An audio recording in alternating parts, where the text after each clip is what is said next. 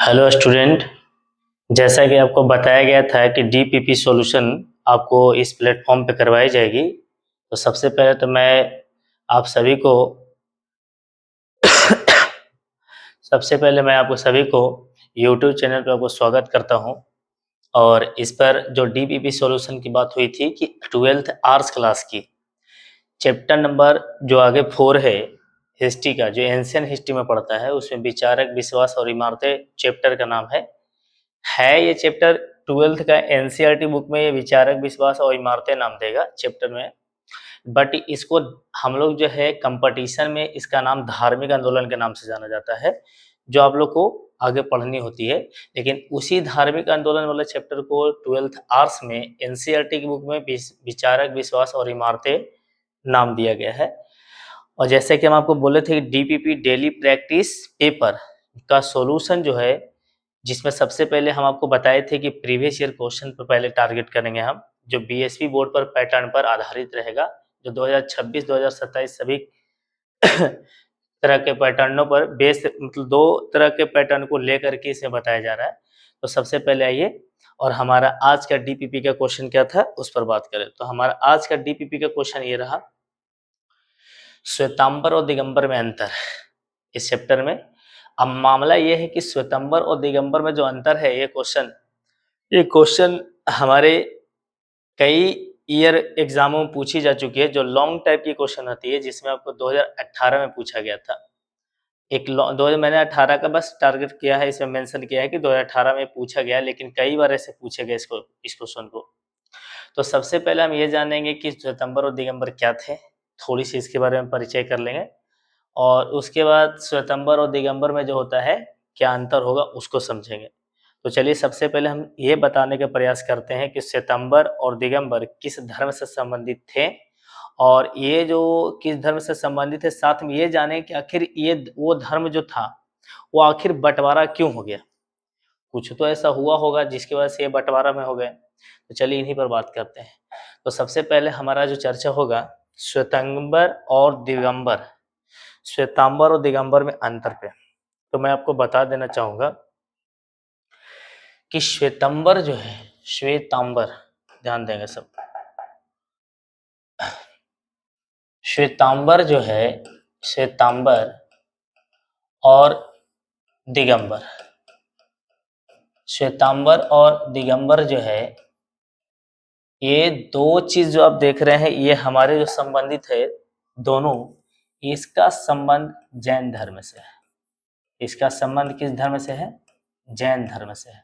अर्थात यह टॉपिक की जो है श्वेतांबर और दिगंबर जैन धर्म से लिया गया है। तो हम सबसे पहले जैन धर्म को लेकर के बातचीत थोड़ी सी करेंगे। देखिए, जैन धर्म के संस्थापक जो माने गए हैं, वास्तविक संस्थापक जो थे वो महावीर थे, महावीर को माना गए थे। और महावीर जो थे 24वें तीर्थकर थे, 24वें नंबर के तीर्थकर थे महावीर। अब मामला ये आता है कि 24वें तीर्थकर का मतलब होता क्या चीज था। तो तीर्थकर का मतलब होता था, जैसे देखिए, जब क्या हुआ था कि भारत में जब धीरे धीरे धर्मों में हर तरह का, जब समाज में क्या होने लगा कि कई तरह की जब गलतियां होने लगी, बुराइयां होने लगी, तो उन बुराइयों को समाप्त करने के लिए भारत में कई आंदोलन हुए थे, जिसमें एक आंदोलन का नाम था जैन धर्म। जैन धर्म आंदोलन जो था वो था। इसमें कई सारे महागुरु हुए, जिन गुरुओं ने क्या किया कि जैन धर्म के माध्यम से लोगों की स्थिति को सुधार करने का प्रयास किया था, कि कैसे भारत में लोगों को, समाज में, सोसाइटी में जो बुराइयां चलती उसको समाप्त कैसे किया जाए। तो कई सारे गुरु थे, जिसमें से 24 गुरु थे जैन धर्म में। 24 गुरु में जो गुरु होते थे, तो तीर्थकर का मतलब होते थे गुरु, तीर्थकर का मतलब होता था गुरु, अर्थात गुरु को ही तीर्थकर कहा जाता था। 24वें नंबर गुरु थे। तो महावीर जो थे ना, वो 24वें नंबर गुरु थे। इससे पहले 23 गुरु और हो चुके रहते थे, एक से लेकर के 23 गुरु और थे, 23 गुरु और थे। 23वें नंबर जो गुरु था, इनकी थोड़ी सी चर्चा हमको करना होगा, क्योंकि इनका रिलेशन है श्वेतांबर दिगंबर से। तो 23वें नंबर के जो तीर्थकर थे ना, उनका नाम था पार्श्वनाथ, पार्श्वनाथ था।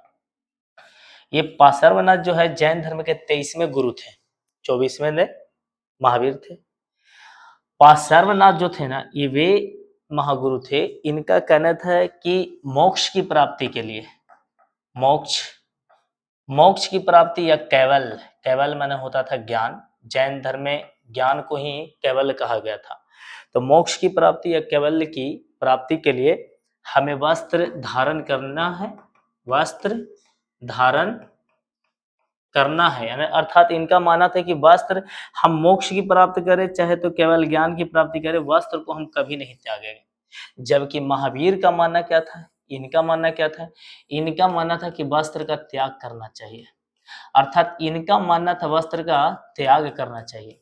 तो यही चीज समझना है कि जैन धर्म के जो 24वें तीर्थंकर थे महावीर, इनका कहना था कि हमें ज्ञान की यदि प्राप्ति प्राप्त करना है या मोक्ष की प्राप्ति करना है तो इसके लिए वस्त्र का क्या करेंगे, वस्त्र का त्याग करेंगे, वस्त्र का त्याग करना अनिवार्य है। और जबकि महावीर के अलावा जो 23वें तीर्थंकर थे, जो इनके पहले थे पार्श्वनाथ, इनका कहना था कि मोक्ष और केवल की प्राप्ति के लिए वस्त्र की त्याग करना जरूरी नहीं है, बल्कि वस्त्र धारण करके भी मोक्ष की प्राप्ति, केवल की ज्ञान की प्राप्ति की जा सकती है। तो कहीं ना कहीं हम ये कह सकते हैं कि 23वें नंबर तीर्थंकर जो थे, 23वें जो हम आपको बताएं अभी पार्श्वनाथ बताएं, और 24वें जो तीर्थंकर थे, 24वें तीर्थंकर थे महावीर, अर्थात हम कह सकते हैं कि इन्हीं के समय से जैन धर्म में विवाद शुरू हुआ होगा। तो बात सत्य है कि इन्हीं के समय से जैन धर्म में थोड़ी सी मतलब कि विभाजन होने का भय इसी समय से शुरू हुआ था, जिस समय जो 23वें नंबर तीर्थंकर पार्श्वनाथ और 24वें तीर्थंकर महावीर थे। जो महावीर पार्श्वनाथ के बारे में थोड़ा बता दूं, पार्श्वनाथ जो थे, ये काशी के सम्राट अश्वसेन के पुत्र थे, अश्वसेन के पुत्र थे। तो याद रखिएगा, ये काशी के सम्राट किनके, अश्वसेन के पुत्र थे, अश्वसेन के पुत्र थे। इनको ज्ञान की प्राप्ति हुई थी झारखंड में, झारखंड जो राज्य है, झारखंड में इनको ज्ञान की प्राप्ति कहाँ हुई थी, झारखंड में गिरिडीह नामक जिला है, गिरिडीह। इस गिरिडीह जिला में ही, गिरिडीह जिला, एक मिनट, गिरिडीह में थोड़ा सा चेंज करना होगा। देखिए गिरिडीह जो जिला है, ये गिरिडीह जिला में एक पर्वत है जिसका नाम था समेत पर्वत, समेत शिखर था। इस समेत शिखर में ही पर ही इनको ज्ञान की प्राप्ति हुई थी, समेत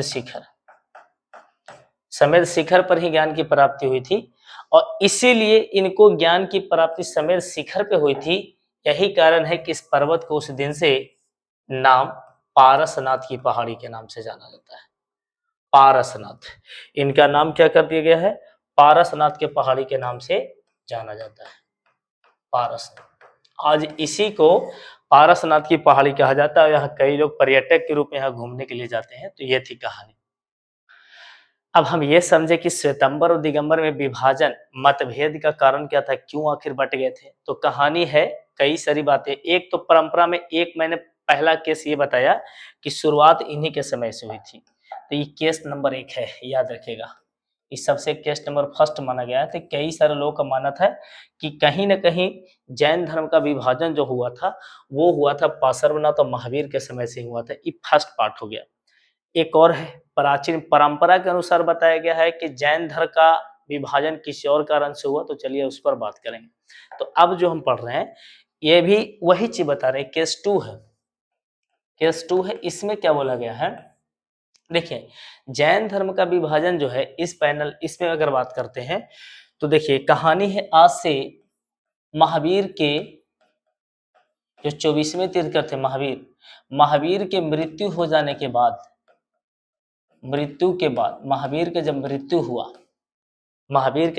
हुआ, मृत्यु होने के बाद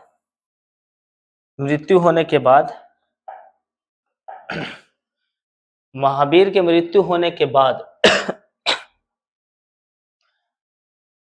12 वर्षों तक, महावीर के मृत्यु के, एक सेकंड रुक जाइए भाई, थोड़ा सा लाइट की वजह से दिक्कत हो रहा है। महावीर के मृत्यु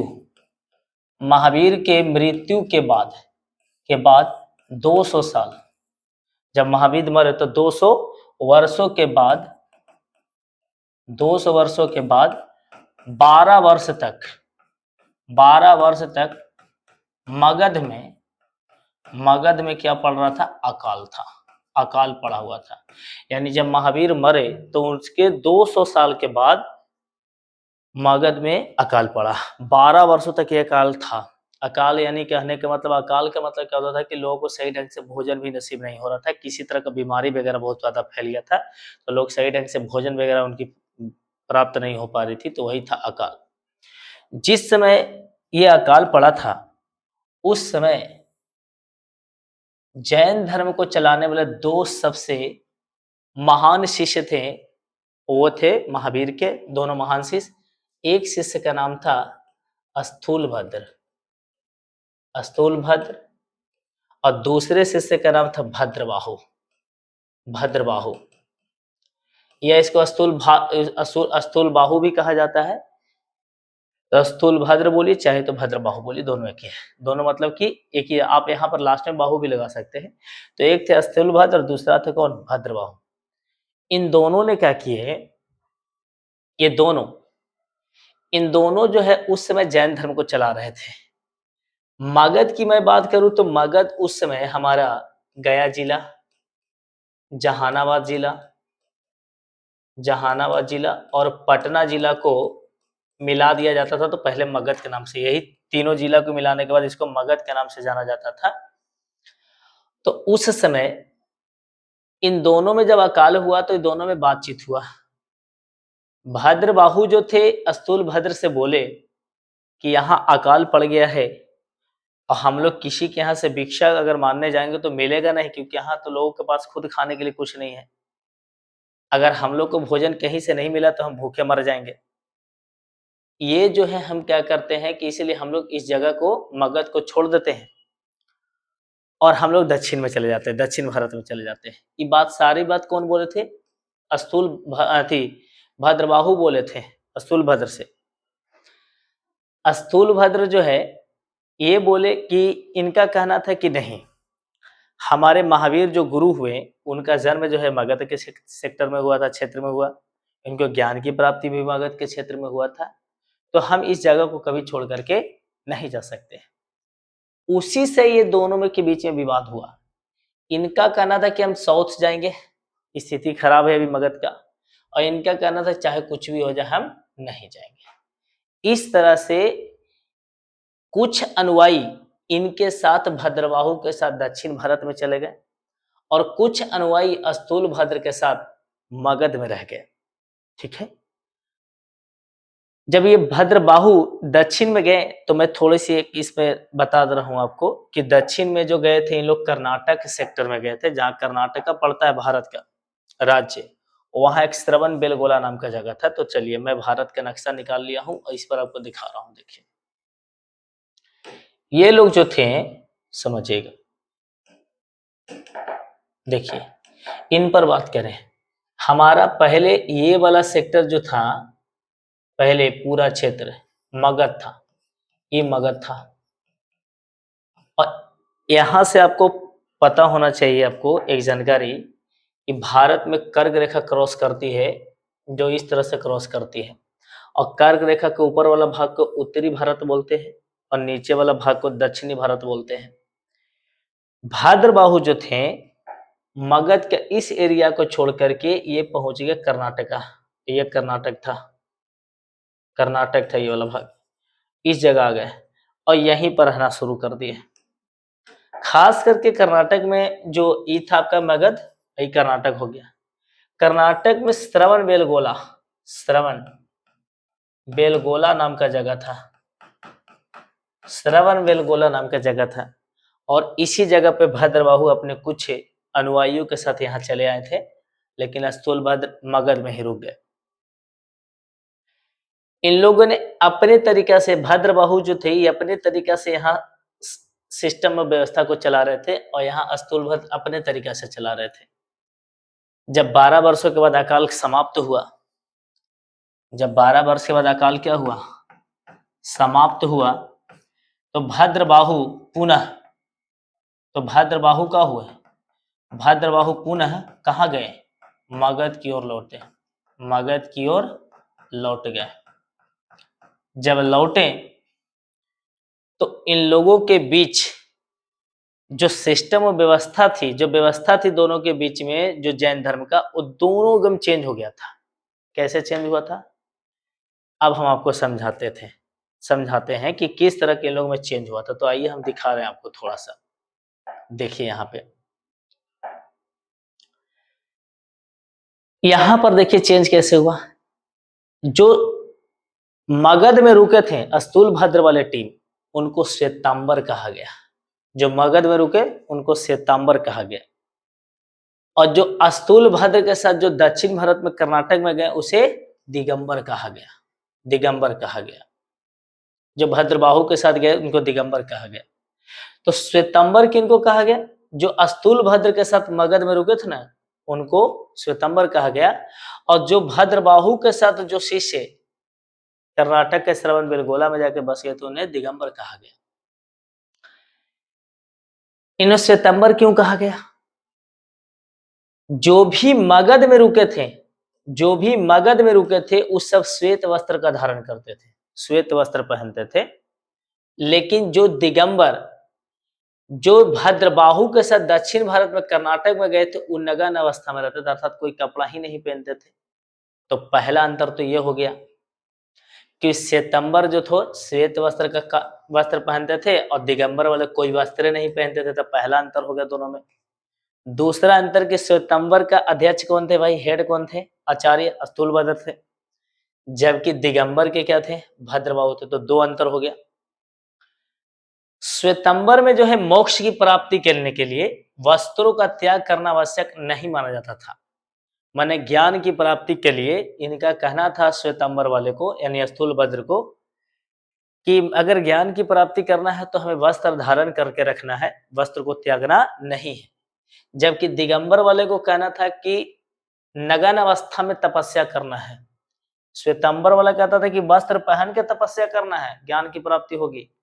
और दिगंबर वाले का कहना था, भद्रबाहु वाले जो ग्रुप थे उनका कहना था कि वस्त्र त्याग करना है, वस्त्र बिना नग्न अवस्था में रहना है, तपस्या करके ज्ञान की प्राप्ति करना था। ये भद्रबाहु वाले को कहना था। तीन अंतर हो गया। चौथा अंतर में था क्या चीज कि श्वेतांबर वाले में महिलाओं को भी ज्ञान की प्राप्ति है, अर्थात इसमें महिलाओं को भी, श्वेतांबर संप्रदाय में महिला अनुमति था आने का, श्वेतांबर संप्रदाय में महिला को अनुमति था आने का, अर्थात इन मोक्ष प्राप्त करने का आदेश था। जबकि दिगंबर वाले में महिलाओं की एंट्री नहीं थी। दिगंबर वाले का कहना था कि महिला को पहले मोक्ष की प्राप्ति नहीं हो सकती है, पहले उन्हें पुरुष के रूप में जन्म लेना होगा, और उसके बाद जब पुरुष के रूप में जन्म लेगा ना, तब जाकर के उन्हें दिगंबर में शामिल किया जाएगा। यानी आप सटीक लैंग्वेज में ये बोल सकते हैं कि श्वेतांबर में महिलाओं को अनुमति आने की नहीं थी, दिगंबर में महिलाओं को अनुमति थी आने की।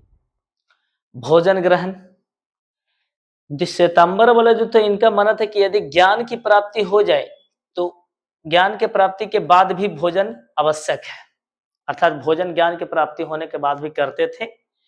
जबकि दिगंबर वाला का कहना था कि एक बार यदि ज्ञान की प्राप्ति हो जाए तो भोजन करने की आवश्यकता ही नहीं है। यही दोनों में क्या था, अंतर था। तो पहला अंतर, श्वेतांबर वाला श्वेत वस्त्र धारण करते थे, दिगंबर वाला नग्न अवस्था में रहते थे। श्वेतांबर के आचार्य स्थूलभद्र थे, दिगंबर के आचार्य भद्रबाहु थे। तीसरा नंबर है, श्वेतांबर में मोक्ष प्राप्ति के लिए वस्त्रों का त्याग आवश्यक नहीं माना गया, जबकि इसे मोक्ष प्राप्ति के लिए दिगंबर में वस्त्रों का त्याग माना गया। श्वेतांबर वाले में बोला कि महिलाओं को इसमें अनुमति नहीं थी, लेकिन दिगंबर वाले महिलाएं एंट्री ले सकती नहीं, महिलाओं को देखिए मिस्टेक हो गया। श्वेतांबर में क्या होता है, श्वेतांबर में महिलाओं की मोक्ष प्राप्ति कर सकती थी, लेकिन दिगंबर में नहीं कर सकती है। श्वेतांबर वाले जो होते थे इन्हें ज्ञान की प्राप्ति के बाद भोजन की आवश्यकता कर सकते हैं, और दिगंबर वाले संप्रदाय का कहना था कि इन्हें एक बार ज्ञान की प्राप्ति हो तो भोजन करने की आवश्यकता नहीं था। तो यही था दोनों में अंतर। अगर आपसे ये पूछा गया है सवाल कि श्वेतांबर और दिगंबर में अंतर क्या है, तो सिर्फ यही लिखना है। 5 पॉइंट इस पर 5 पॉइंट लिख दीजिए, बाकी आंसर बन जाएगा। लेकिन जो हमने यहाँ पर अभी कॉन्सेप्ट क्लियर करवाया, इस चीज को जो बताया समझाने के लिए, ये था मेरा 2 चीज समझाना था कि आखिर श्वेतांबर दिगंबर क्या था। तो आपको पहले बता दिया कि जैन धर्म से संबंधित था। दूसरा हम इसमें ये बोले कि श्वेतांबर दिगंबर में आखिर विभाजन क्यों हुआ था। तो एक केस आपको ये बताए थे जो पार्श्वनाथ और जिसके वजह से महावीर थे। और दूसरा केस आपका क्या था, तो दूसरा नंबर केस था स्थूल भद्र और भद्रबाहु के बीच में, जो 12 वर्षों तक जो अकाल पड़ा था इसमें वो। बाकी तो अंतर आपको यहाँ समझा दिए किसको किसको कहा गया। अब यहाँ ये थोड़ा सा कुछ और इनकी थोड़ी सी एक अलग महत्वपूर्ण अंतर भी है, उनको समझ लीजिएगा। देखिए, श्वेतांबर जो थे ना, भगवान महावीर को मूल शिक्षाओं 12 अंगों और आगम को सत्य मानते थे। देखिए, श्वेतांबर संप्रदाय के जो लोग थे ना, इन जो थे ना भगवान महावीर के जो शिक्षा दिए गए थे उस शिक्षा को सत्य मानते थे। जबकि दिगंबर वाले जो है इनकी शिक्षा को सत्य नहीं मानते थे। इनके कहना था कि महावीर द्वारा दिए गए शिक्षा क्या हो गया, उपदेश के साथ लुप्त हो गया। अर्थात जब महावीर मरे तो उनके मरने के बाद जो है उनके दिए गए ज्ञान क्या हो गया, लुप्त हो गया। तो एक अंतर यहाँ पर यह होता है कि श्वेतांबर वाले का मानना यह था कि महावीर ने जो शिक्षा दिए थे, जो 12 अंग और आगम बताए थे, उनको ये सत्य मानते थे कि वो अभी भी है। लेकिन दिगंबर वाले इस बात को नहीं मानते थे। 19वें तीर्थ का देखिए, इसमें थोड़ा सा सुन लीजिए। श्वेतांबर मत के अनुसार श्वेतांबर वाले जो है 19वें नंबर जो गुरु थे, तीर्थकर थे, मल्लीनाथ थे। उनको एक स्त्री मानता था। तो श्वेतांबर वाला इनको क्या मानता था, मल्लीनाथ को स्त्री मानता था। जबकि दिगंबर वाले मत इन्हें क्या मानते थे, पुरुष मानता था। ये भी एक अंतर हो गया। तब 5 गो अंतर उधर हो गया, इस 6ठे नंबर अंतर हो गया, इस 7वां नंबर अंतर हो गया। सिंपल बताना है भाई कि 19वें तीर्थ के मल्लीनाथ को श्वेतांबर वाले स्त्री मानते थे, जबकि दिगंबर वाले उन्हें क्या मानते थे, पुरुष मानते थे। मूर्ति कला शैली की बात करें तो श्वेतांबर वाले जो थे, मूर्तियों की आंखें खुली और सजी हुई होती थी। जितना भी श्वेतांबर संप्रदाय की जितने भी महात्मा बुद्ध की मूर्ति होते थे ना, सॉरी बुद्ध बोले, ओह, जितने भी जैन धर्म की मूर्तियां होती थी उनकी आंख खुली होती थी और सजी हुई होती थी।